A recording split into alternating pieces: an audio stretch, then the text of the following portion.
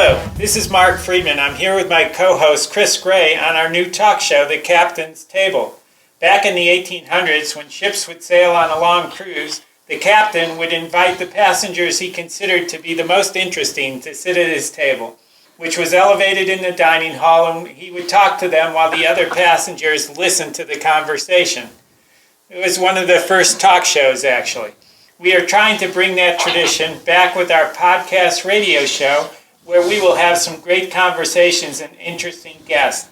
And I actually couldn't think of a better person to kick off our podcast than Irv Reifman, whose name is not well known, but has been tremendously influential in California politics for decades. He's very humble, so he might try to argue with me about how influential he really was. He also has helped many younger politicians. Irv, welcome to the Captain's Table. Thank you. Glad to be here. Great. Hey, Irv, can you tell us how you got started in politics here in California? Yeah, so I don't know what the age bracket of your listeners will be, but in 1946, I was 7 years old, and I knew quite a bit about politics. My parents were pretty sensitive to it, and our neighbor was running for state assembly in the Republican primary, one of the last times I backed a Republican, and his son and I played together, and in those days, candidates had the 3x7 handouts on very expensive paper with pictures and text on both sides, and so the two 7-year-olds were allowed to go to the end of our block and around the corner, and we knocked on doors and, gave out his leaflets. And 2 days later, I was very disappointed to find that he had finished second in the Republican primary. He was a good-looking guy. He'd been a naval officer, a young lawyer, came back from the war, and he wasn't the candidate of the established party. And by 1948, historians will note that Governor Dewey of New York was a heavy favorite to beat President Truman. And I followed that election pretty closely as a kid. I was always interested in politics. And so being in Southern California, I was really aware of who Richard Nixon was. He was a senator, from 1950. And Eisenhower picked him on the ticket as a concession to the more conservative Republicans who were afraid that Eisenhower was going to be too liberal. And he was a bad guy. People knew it then. His campaign manager was Jewish, but there was a lot of anti-Semitism in his campaign, comparing Jews to communists, and everybody was a communist. Anyway, Adlai Stevenson was the Democratic candidate who lost in 52 and 56. So by 1959, I was a pretty sophisticated college student. I felt there was a strong movement, certainly on the UCLA campus, that Stevenson should be the candidate again. And with several friends, we formed Students for Kennedy. And so the first thing I learned about an election is if you're going to have an election, you try to make sure you're going to win it. So I packed the audience with 4 or 5 friends, and I was elected president. So there were 2 guys that I had met 65 years ago named Henry Waxman and Howard Berman, and they were leaders of the established Democratic Club on campus, and they were supporting Stevenson, and they tried to get us kicked off campus. That they were the only Democratic club allowed, but I did have to remind them over the years who won that election. And with my involvement with the Kennedy campaign, I was on the floor of the convention in 1960. I was a volunteer. They discovered my skills, so I was a celebrity driver lots of times. And, I stood next to Lyndon Johnson, who was a big man. I was taking a document to Bobby Kennedy's room in the Biltmore Hotel, and the lobby was packed, the elevators were packed, so a busboy showed me the back stairway, and as I went up, there were Bobby and Ethel Kennedy. I think they had 7 kids. 4 of the kids were crying, and they're all sitting in the stairway, and I felt bad about encountering them. And then after the election, we had a common Democratic headquarters, and I'm going to explain that in a minute, and Ted Kennedy visited 3 or 4 times, and he was a sphinx. I mean, anyone who knew him in his career, he was an eloquent spokesman and very natural, but he had just finished law school, and he was very private. His 2 friends who were with him just told me, he doesn't like to talk to people. But anyway,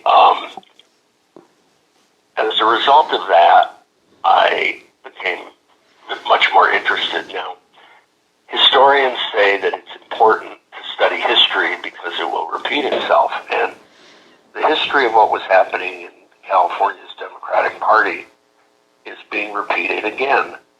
We had the established party, that it was in a minority in both houses of the legislature.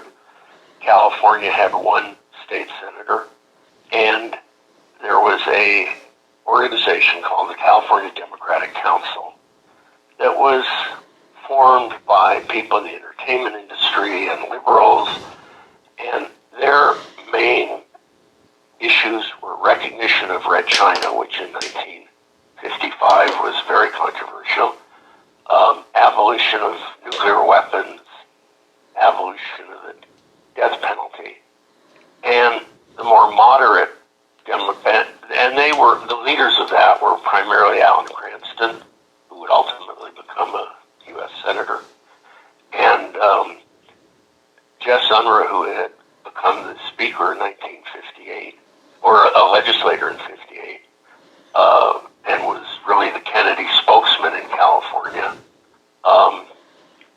were adamant that let's elect Democrats. They may not agree with us on every issue, but if we don't elect Democrats, we're not going to get anywhere. And Unruh was from Texas. He was a big, burly guy. If you made a movie about him, Orson Welles would have played the part.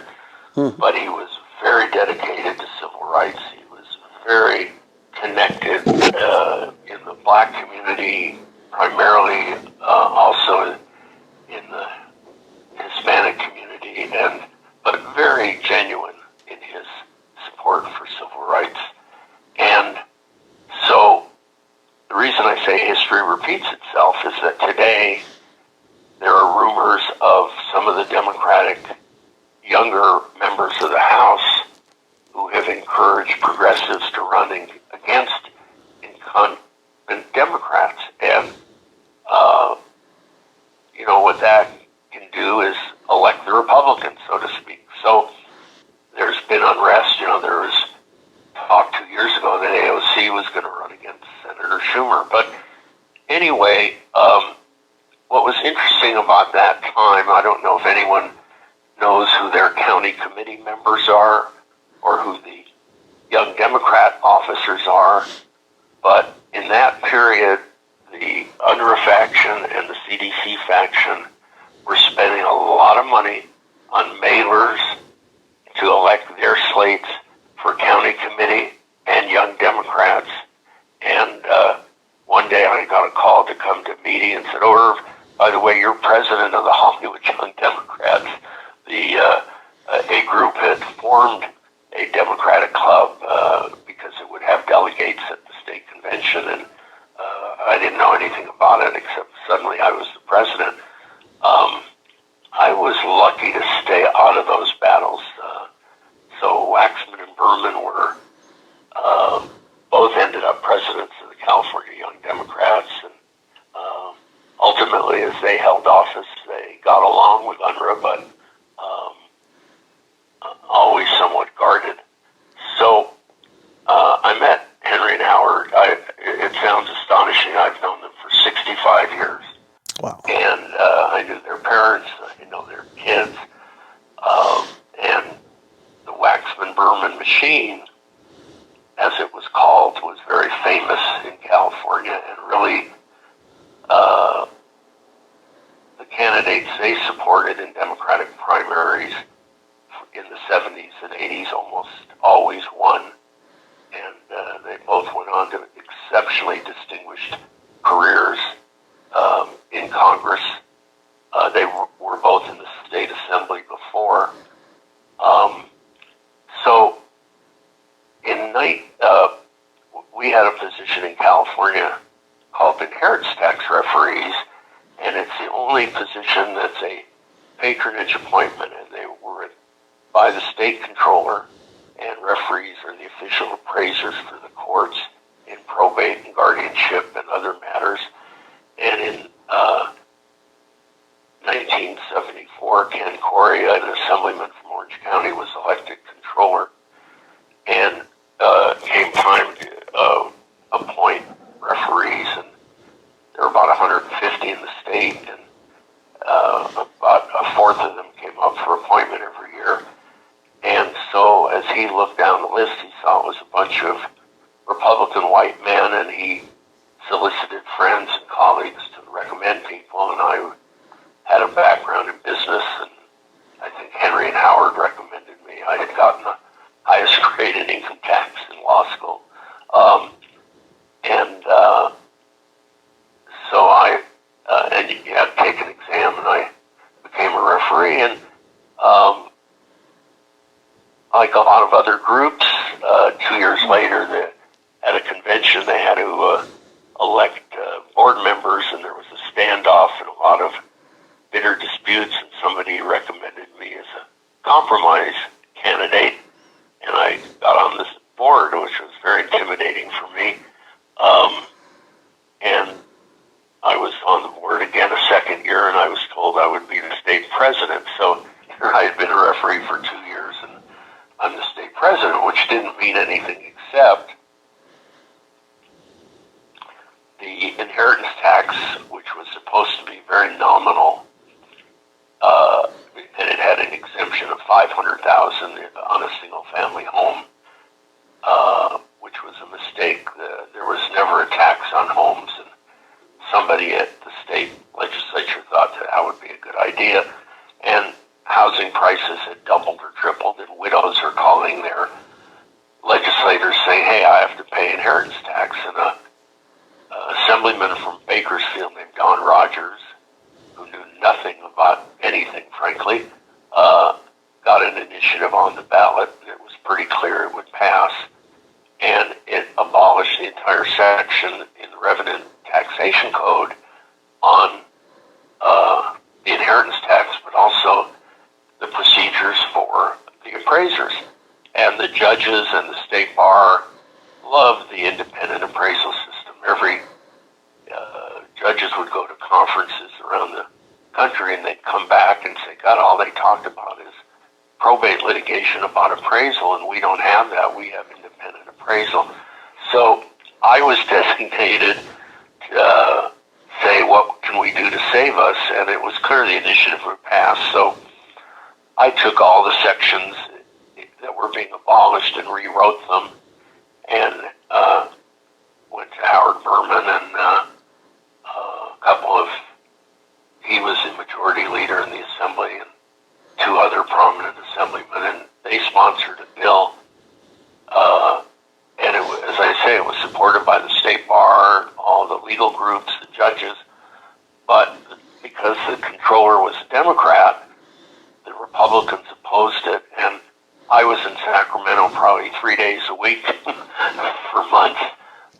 Got to know a lot of the legislators. This was before term limits, when legislators, roomed together, were good friends, and we got that bill passed on the last day of the session by 1 or 2 votes in each house, and I could probably do an hour about all the machinations that went into that.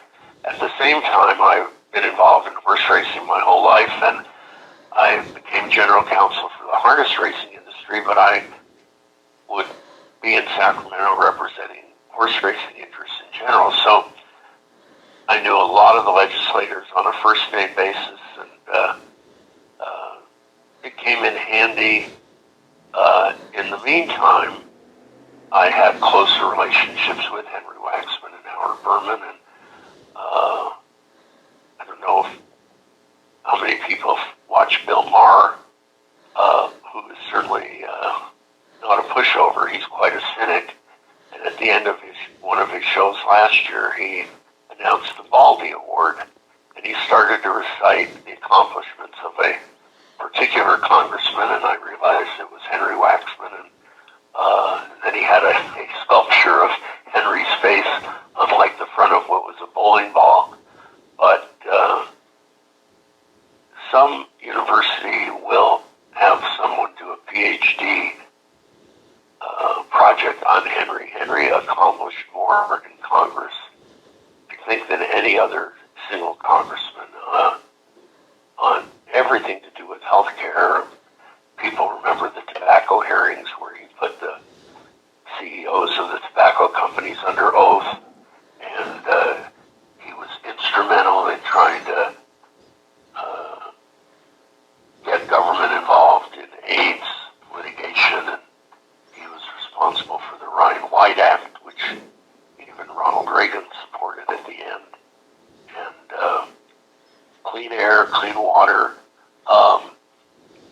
Henry favored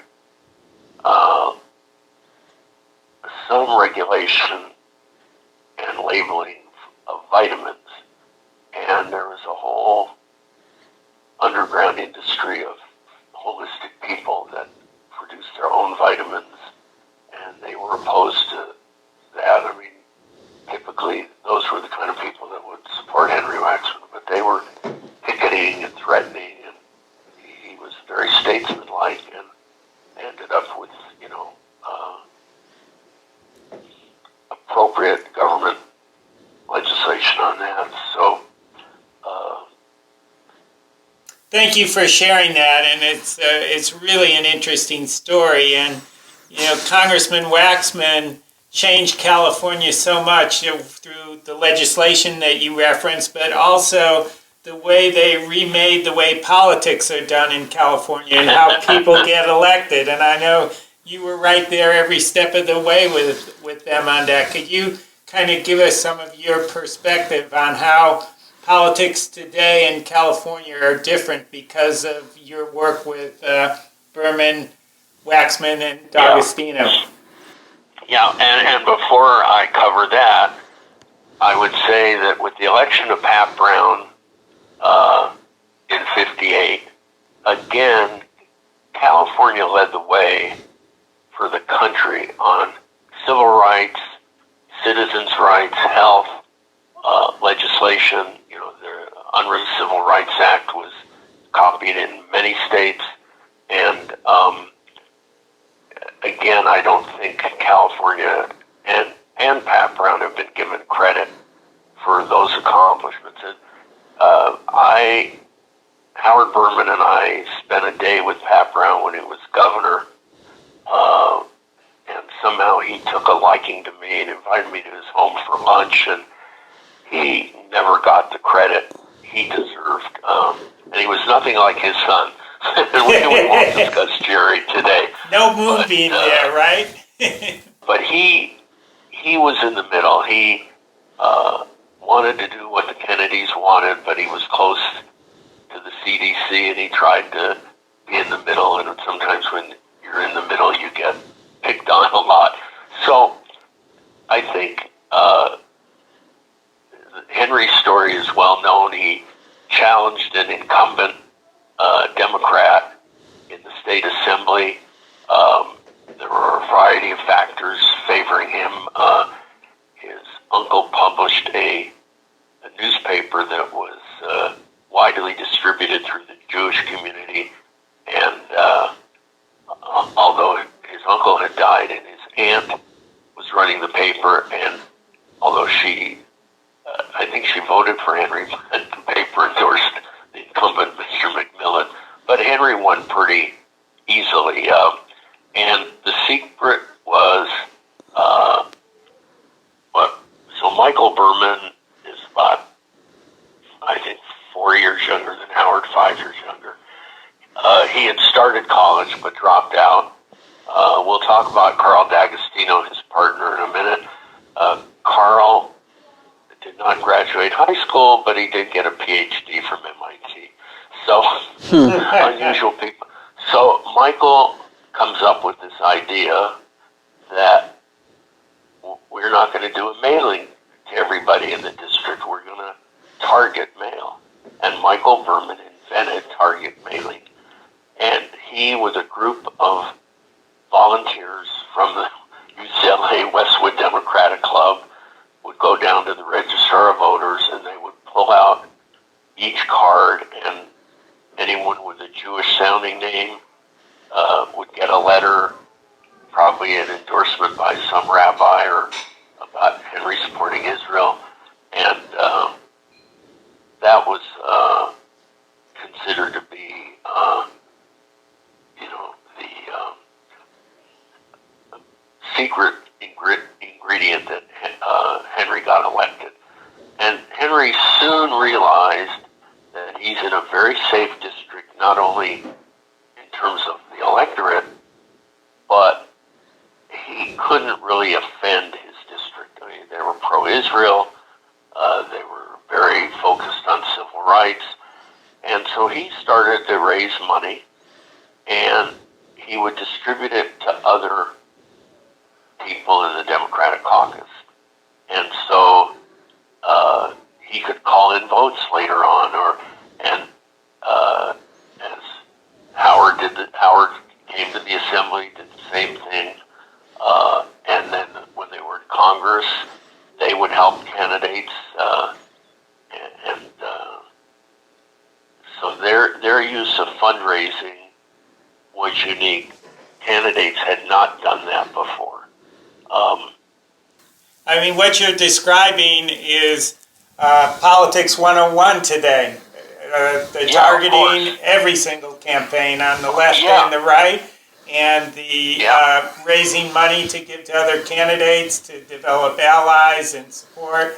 Everybody does that. Like my friends in the legislature, they know when they get there, when they're in a safe seat, you're going to have to raise money all the time anyways because we need it for the party or the caucus. Right, and so what's so interesting is, as Michael continued, they started to use slate cards, which, in primaries and in general elections, Jess Unruh had invented the sample ballot. In the 60 election, we had paper ballots, and you would get in the mail a larger envelope, like 8 by 10, with a sample ballot looking exactly like the ballot you'd get on election day, except it had the boxes filled in. And that was very successful. And then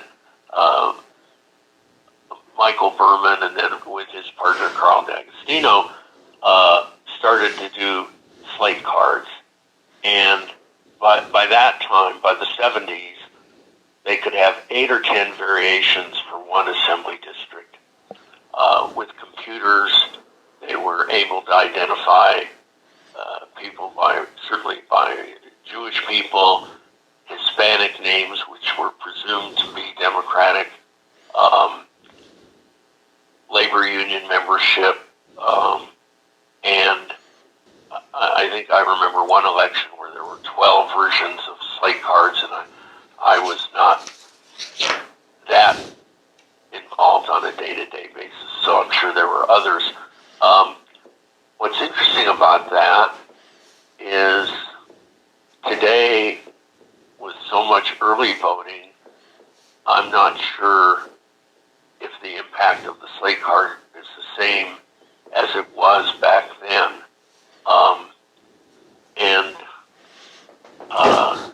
Michael Berman didn't believe in poll milling, but what he would do around 1 or 2 in the afternoon, he would drive to various polling places and look through the trash. And if his slate card showed up more than any other in the trash, he had a pretty good idea that his candidates would win.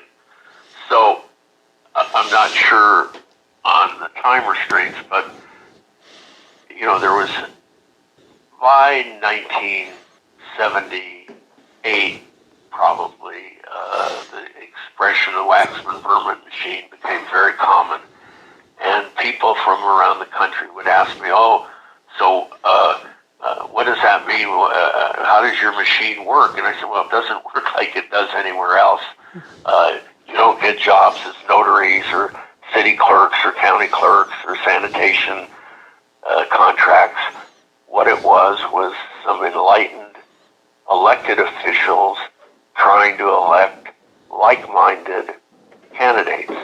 And so we had many districts where the population was primarily Hispanic or African American, with older white incumbents, and started to sponsor people who were from those districts. I just wanted to jump in on the slate cards, being a former political consultant myself, letting you know that the slate cards over the years did evolve, and a different version of from what you mentioned was my parents used to run a polling place, and they would bring home all of the slate cards that people actually took with them to the polls, and we would count and seeing which ones were most effective by basically what they were able to bring home, and we would put our candidates on the cards that people were actually using to make their selections. So it evolved even more for later years. Yeah. Anyway, sorry to interrupt you. Yeah, and so this machine was really, the issues were, will they support Israel, which was very important to Howard and Henry. You may know that in the AIPAC, which is a pro-Israel political organization, each year takes legislators to Israel on trips, and I would meet African American and Hispanic legislators would say, "Oh, Irv, are you Jewish?" And I was just in Israel. I mean, very clever campaigning. Of course, today Israel is shooting itself in the foot a little bit, but not only like-minded legislators, but while Jerry Brown was governor, and then again when Gray Davis was governor, an unusual amount of women being appointed judges, again, judges from minority groups. One of the key members of the Waxman Vermin machine was Senator Hersch Rosenthal, who I met.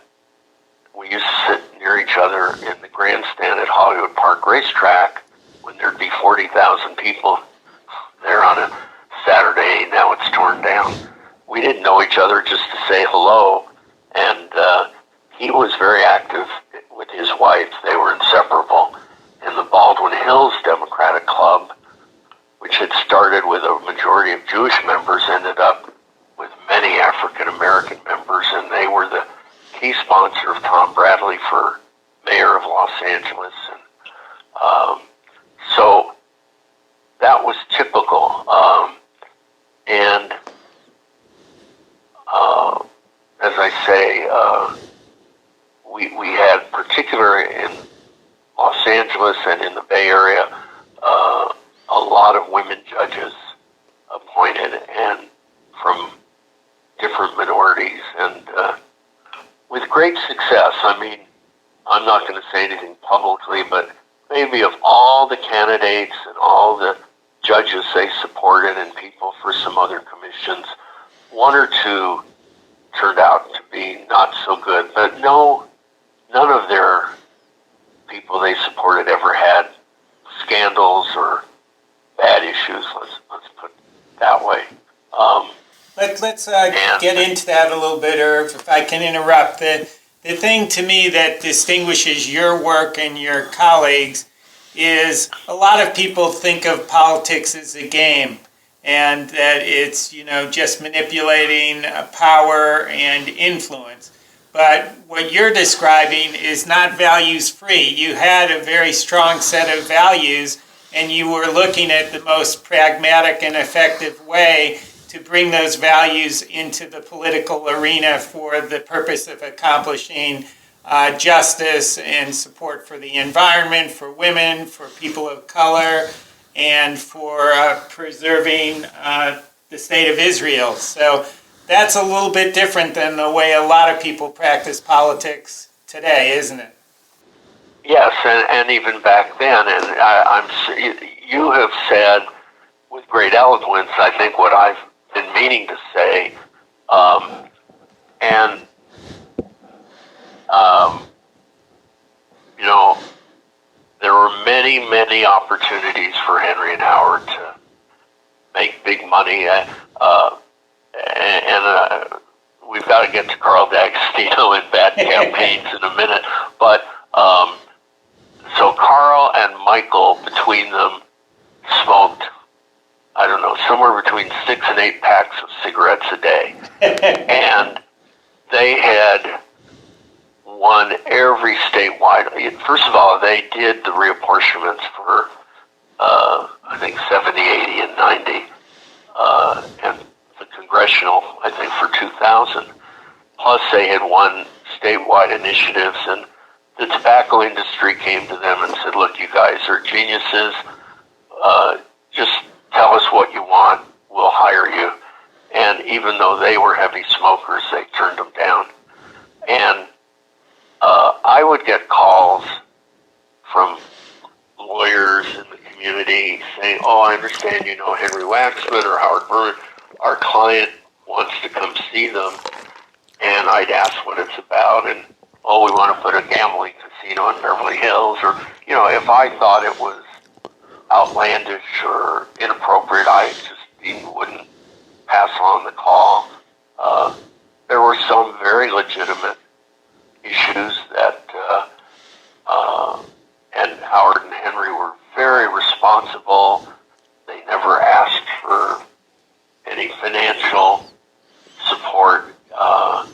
You know, they were very intelligent, very responsive, and you know, their records show it.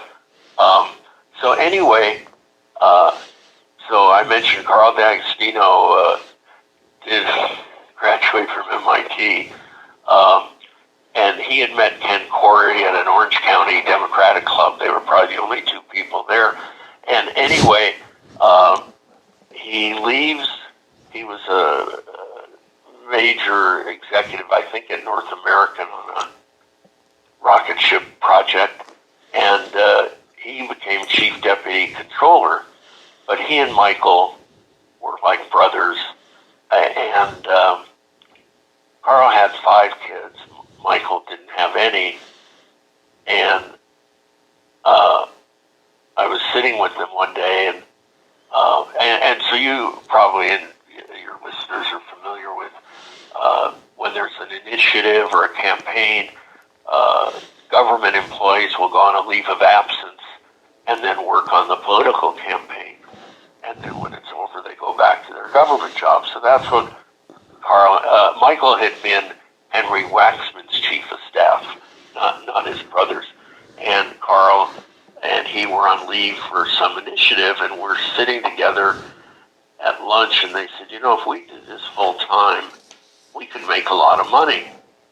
And I said, well, you could. And Carl said, no, because, you know, I've got all these kids, and we need a health plan, and our lives are totally different. And I explained to them that they could each set up their own corporation, and then the 2 corporations could form a third company, which was called Berman D'Agostino Campaigns. And then Michael's assistant, who had been Henry Waxman's, I think, field deputy, Keiko Shimabukura, she was a partner also. So there were ultimately 3 corporations. And so I was there at the beginning, and then about 15 years later, they donated their archives to the University of California, and I was the appraiser to appraise them.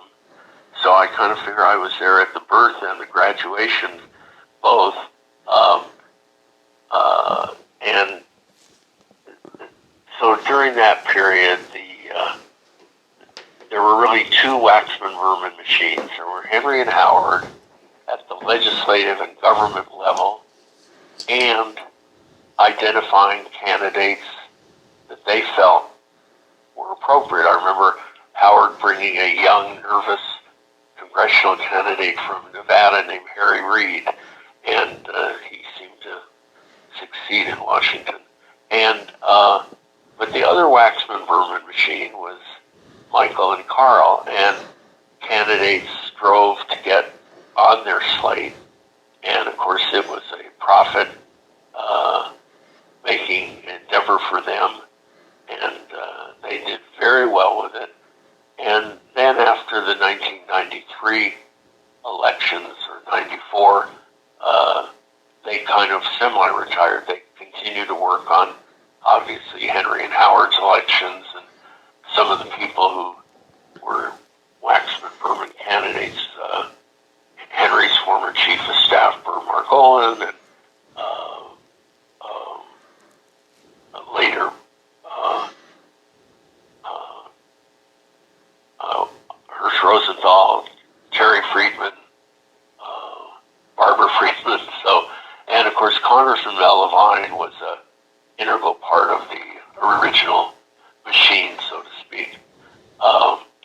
But one of my favorite stories is that the slate cards were all over the state, and they included, mosquito abatement districts and water replenishment boards, and they had local legislators or, political activists recommending who to support for these positions. So right before they were going to go to press, they realized they didn't have a candidate, and I think it was like a Fullerton mosquito abatement district. It was some small district in Orange County, and the guy said, well, support, and I don't remember the gentleman's name. He's Jewish, so put his name on the card, and they did. That guy was an incumbent, and he lost. So he sued Berman and D'Agostino for libel, saying, they put me on the card because voters would recognize it was a Democratic slate, and even though I was a prominent Republican, they'd vote against me. And, of course, we got that case thrown out of court, at the first hearing, first speech. But it was an interesting theory. Irv, let me just interrupt. I think you've been really humble and you've talked about all the accomplishments of all of these important people, but you haven't told them who their lawyer was and what role you played in a lot of that. And I do think the listeners should hear that. Well, let me say this. They probably had 15 different lawyers. They had lawyers for election law, and Professor Dan Lowenstein was a very close associate. His son worked for bad campaigns. A very prominent criminal lawyer, Harlan Braun, would do recommendations for judges on the slate cards. And, I could name all of them. But it's been fun for me. I never took a paying client, to lobby. And, of course, for the racing industry, I lobbied, and for the probate referees, people were always out to get us. When Majan was governor, he had the Bar Revision Commission undertake a project to abolish us, and we beat that. We were again in the legislature when Kathleen Connell was the controller. She actually wanted to abolish us. John Burton was also, both Phil Burton and John were very close to Waxman and Berman, but John Burton had been a congressman, then he was out of office, and he became a state senator. In between, he was a probate referee. So when Ms. Connell's bill came to the Senate, John Burton, Don Parada, and Bill Lockyer committee, and it didn't get one vote in the Senate to go forward. But they did have a lot of lawyers, but Bad had an office on mid-city on La Cienega Boulevard, and it was about 2 in the morning. And Carl's wife, Evelyn, who passed away a few years ago, was just a wonderful woman. She said, "Oh, hi, Irv, are you calling Carl or Michael?" I said, "No, I'm calling Carl." And she said, "Well, there's 2 calls ahead of you." And I thought, well, what insanity. But I loved, about once a week, I would just walk into that office at midnight on my way home from work, and the stories, the incidents were, very colorful. You could do a Damon Runyon novel about them. And the LA Times went after Michael quite a bit. They would call him the devil and vicious, and this is how vicious Michael was. If somebody who worked with them called in, "Oh, I can't come in today, my wife is in the hospital, my mother is," Michael would usually respond by, "He's going to kill me for doing this," sending over a $5,000 check and say, "Well, hang on to this, use it, don't worry about when you pay me." And everybody who was close to him knew he just had unlimited generosity and appreciation for people.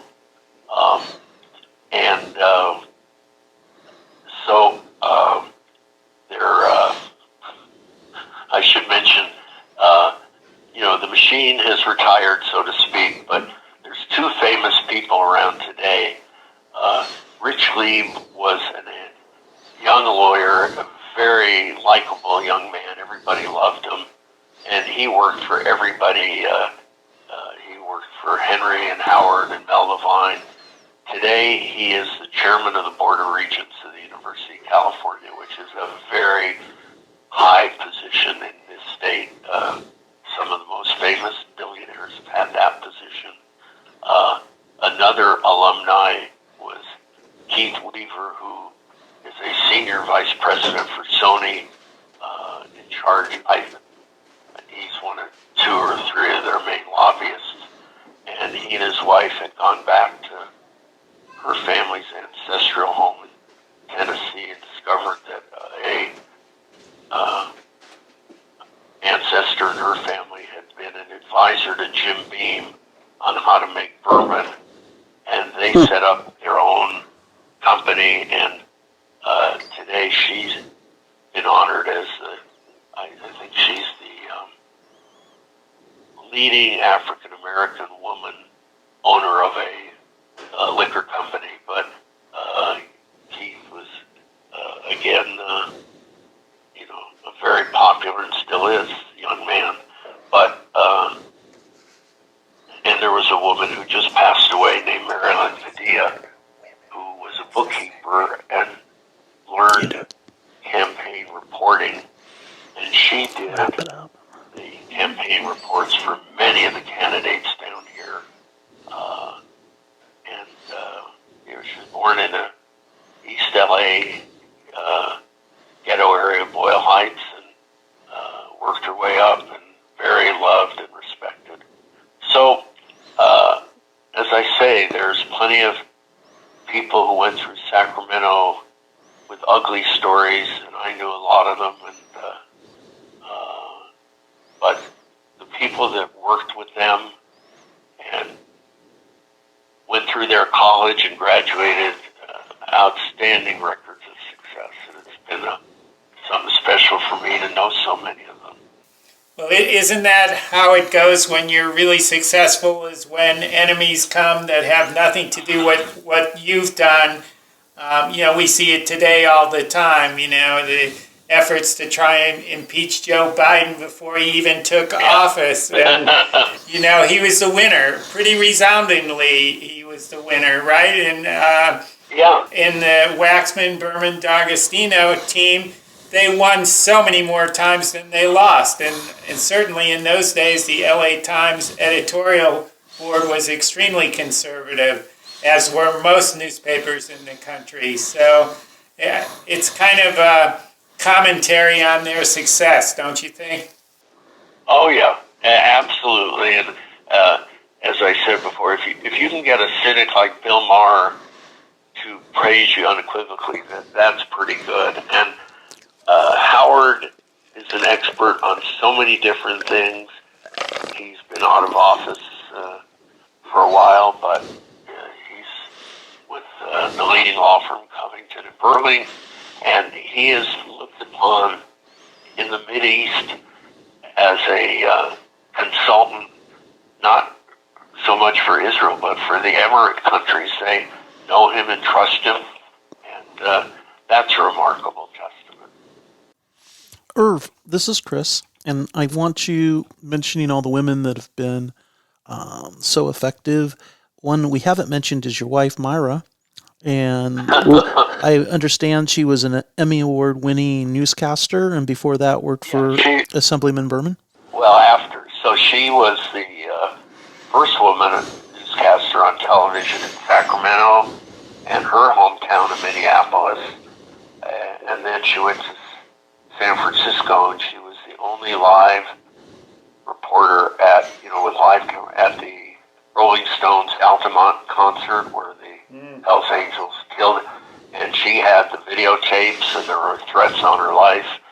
And she won quite a few awards there. And she came down here and was on the NBC station here. And I met her a little later, but she spent a day with Ronald Reagan. She interviewed Arnold Schwarzenegger when he first came to California, and she spent about 3 hours with him. And she came back to the studio and said, "This guy's crazy. He said he came to Los Angeles and that the bodybuilding is just a front. He wants to be a movie star." Everybody laughed, and she said, and then he said, and then after he's a movie star, he wants to get into politics.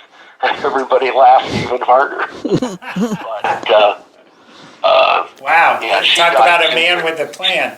Yeah, she died 2 years ago, and one of the most touching things for her, we were at a fundraiser for Amy Klobuchar, and it was a Hollywood crowd. It was at the home of a very senior motion picture executive, and she waited till the crowd thinned down, and she starts to walk up to the senator, and the senator says, "My God, you're Myra Scott.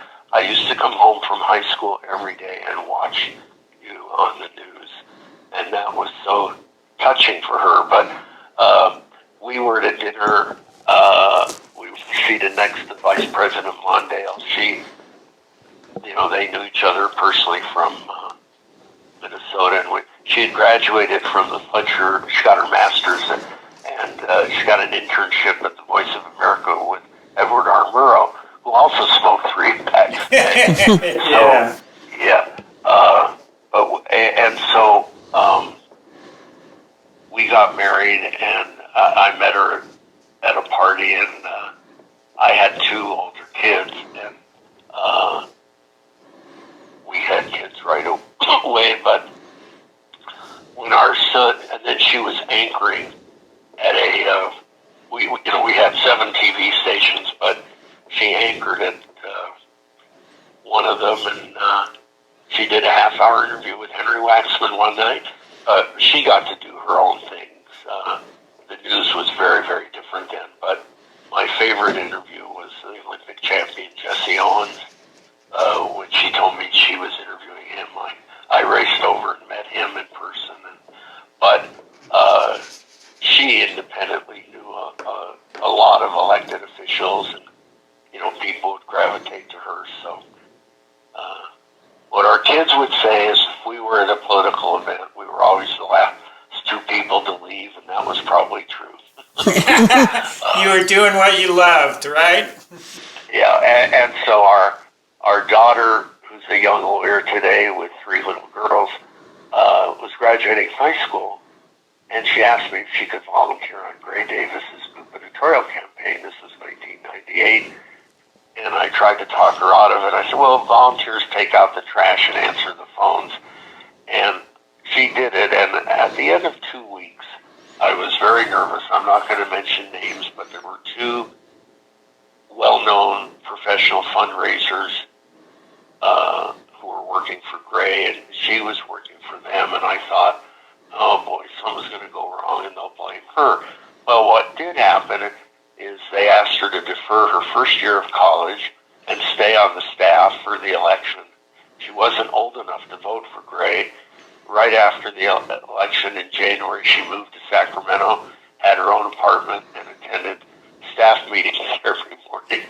So, wow, growing up fast in politics. Yeah, so suddenly if Myra and I were at a political event, people would come up to us and they'd say, oh, we know you, you're Marvy's parents.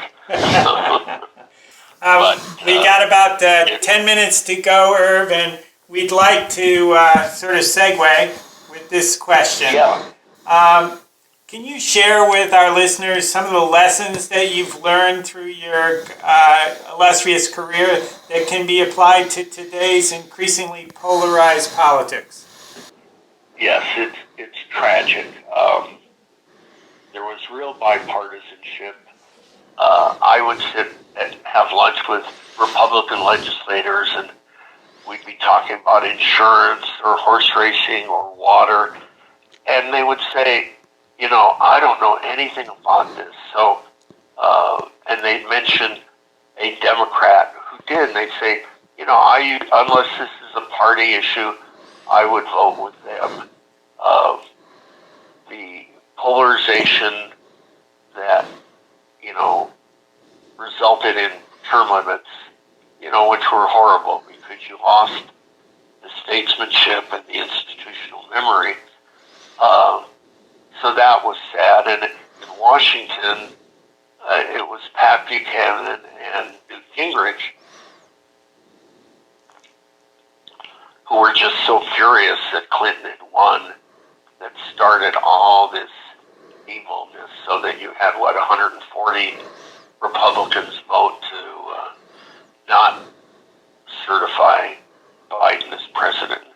Biden reminds me a lot of Pat Brown, you know, a middle-of-the-road guy who's a really good guy and doing his job, and hopefully he'll get the credit. He certainly was,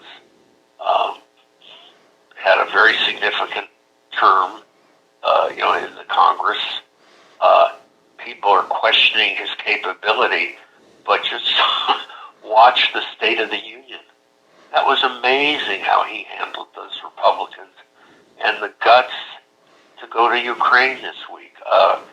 So I guess you could say he's like Harry Truman. The Republicans hated Truman. They laughed at him. The press made fun of him. We didn't, you know, TV was in its infancy, but people listened to the radio, and the Republican radio commentators made fun of him. And by the 1960 Republican convention, candidates were saying, we need a tough president like Harry Truman. And he was. I mean, he dealt with a lot of crises. And so I hope Biden gets the credit he deserves. You're right. I mean, he, in his various campaigns for presidency, you didn't really see all of the qualities that we're seeing now. Talk about somebody who's really risen to the job in among the most difficult circumstances any president has had, because not only is your opposition against anything you say, but they are, you know, using all the tools of fascism and racism and everything else to attack him unmercifully. Yeah, I mean, you know, whoever would have thought that you would have a president that would try to stage a coup, not stand on the steps with the newly elected president and shake his hand, and, you know, no matter what you thought of him. And I have to be honest with you, in the 50s, my high school teachers were like World War II veterans. You know, they were guys who would have become lawyers or doctors, but they had to go to work to support their families. But the Holocaust was just 10 or 15 years away, and they'd say, oh, Jews don't have to worry in this country. There's such a unanimous support for freedom and individual rights, and I always believed that. And then 6 months ago, there's so much, not just, anti-Semitism is always there, but, it's on the steps of the House. So I had a formal position in 60 and 61. I was an intern with the Democratic National Committee, and one day somebody walked in with a leaflet and said, this was at my front door, this 1961, and it's signed by Gerald L. T. Smith, who was with Lindbergh and Ford, and Father Hoffman in Detroit was one of the four leaders of the American fascist movement. And there he was in 1961 with an office in Glendale, California, which then was lily white. Today it has more Armenians than any other city in the world, I think, except for the capital of Armenia. So this ugliness comes back. I do have to mention, so in June of 1963, I drove in a presidential motorcade.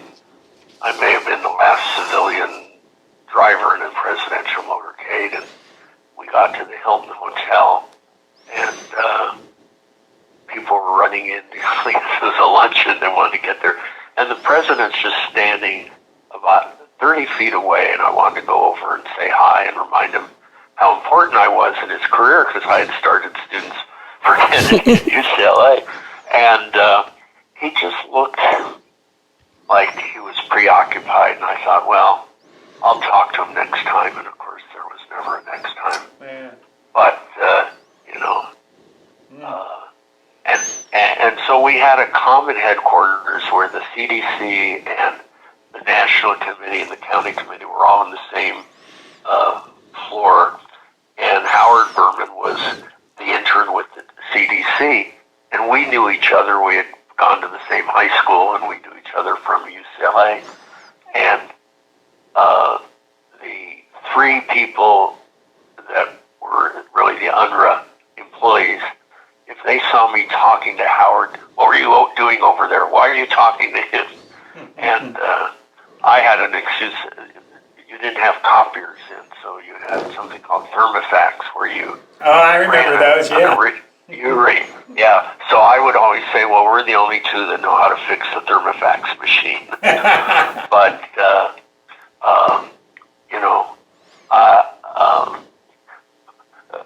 Woody Allen made and I'm not a big fan of his, a movie about a character named Zelig who shows up at every famous event. And I felt the same way. I've been next to, met with, talked to so many famous people at the Democratic Convention. Eleanor Roosevelt did an impromptu press conference for Stevenson. It was late in the afternoon. All the East Coast reporters were on their way out. And I remember Sandra Van Oker stayed and a couple others. But when it finished, she was just standing there. I started talking to her, and an amazing woman. Stevenson didn't really want to run in 60, but she was running his campaign. And then, of course, Waxman and Berman, they had passes for the Young Democrats, so they literally tried on the day of the floor vote to pack the convention hall, and so if you would have gone by the screaming in the audience, you would have thought Stevenson had a good chance, but Kennedy had already tied it up. But we're going to have to wrap up in just a moment, but I just want to tell you my start in politics. I was 5 years old, and I lived outside of Chicago in a small suburb, and Adlai Stevenson in 56 came through on the old-fashioned whistle-stop train campaign, and he stopped in our town, and my father put me up on his shoulder so I could see Adlai Stevenson. And from that day, I became a political junkie, somewhat similar to your story of starting at a young age, and Chris also. And for political junkies like us, your stories and your career has been a real inspiration, and we can't thank you enough for sharing with us and for really providing our listeners the best possible start to our new podcast. So I have to finish with one Please. more story. After Kennedy was nominated, the campaign manager decided that Stevenson should appear at the UCLA campus because he was so popular. So his limo dropped him off on the quad, and there was no one there because all the students were on a lawn where he was going to be speaking, like 6,000 people. And I greet him, and I introduced myself, and I said, Governor, we're just going to walk over here. It's about 80 yards. And so halfway through, he says, what's going on here? There's no one here. Are you sure this is correct? And I said, Governor, just wait till you come around the corner. And we came around the corner, and there was just massive cheering, and the man really lit up. So I saw him. But yeah, we all have our stories. Well, thank you. It's been fun for me, and we have to hope that the country can get back to, what everybody intended of fairness and equality, and that we're not going to, as the Congresswoman from wherever she is, Georgia, said, we're not going to divide the country in half. So, Yep. We're with you 100%. Thank you, Irv. you both. Thank you, Irv. Okay, And good night. you've been our first guest, and we are really honored to have you. And hopefully our listeners feel that your stories were as interesting as we did. All right, thank you both. Good night. Good night. Night. So this has been Captain's Table, and I want to let you know that we're going to be on Facebook if you want to listen to this again or some of our future podcasts. Thank you for listening.